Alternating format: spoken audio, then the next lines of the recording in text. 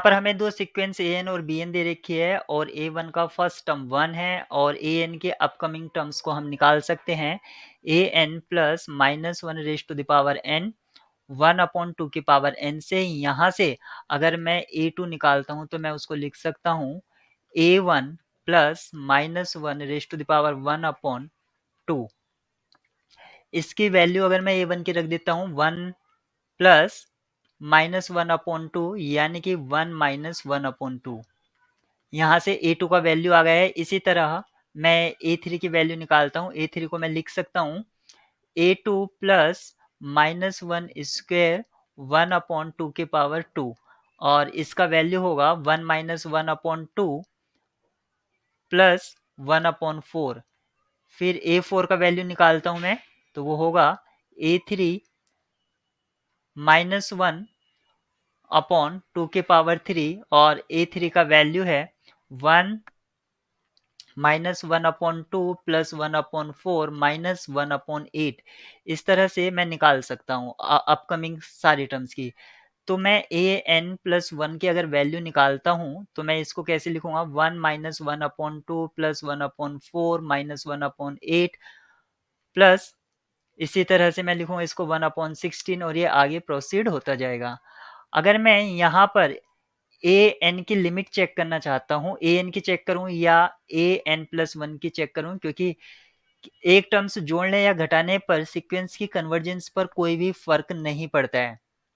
तो यहाँ पर अगर मैं इसकी लिमिट निकालता हूँ तो मुझको, क्योंकि यहाँ पर ये आप देख सकते हैं ये एक ज्योमेट्रिक प्रोग्रेशन है और इसका जो सम है उसको हम देख सकते हैं a अपॉन 1 माइनस आर से और यहाँ पर 1 अपॉन 1 माइनस हाफ, क्योंकि यहाँ पर ज्योमेट्रिक सीरीज का जो कॉमन रेशियो है वो माइनस हाफ है और यहाँ से मुझको मिलता है 2/3, यानी कि ए एन एक कन्वर्जेंट सीक्वेंस है।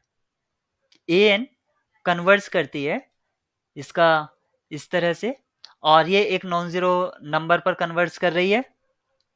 बी एन की कन्वर्जेंस हम देखते हैं कि बी एन का कन्वर्जेंस क्या है। तो बी एन हमारी डिफाइन की गई है इस तरह से 2 times A n plus 1 minus a n upon a N. तो मैं यहाँ पर ए एन प्लस 1 का वैल्यू रख देता हूँ जो कि है a n plus minus 1 raise to the power n into 2 raise to the power minus n minus a n upon a n.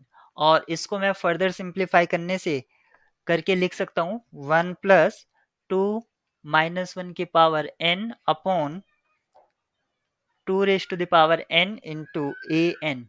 इस तरह से मैं लिख सकता हूँ और यहाँ से इसको भी मैं और सिंप्लीफाई कर लेता हूँ 1 plus minus 1 raise to the power n upon 2 raise to the power n minus 1 a N.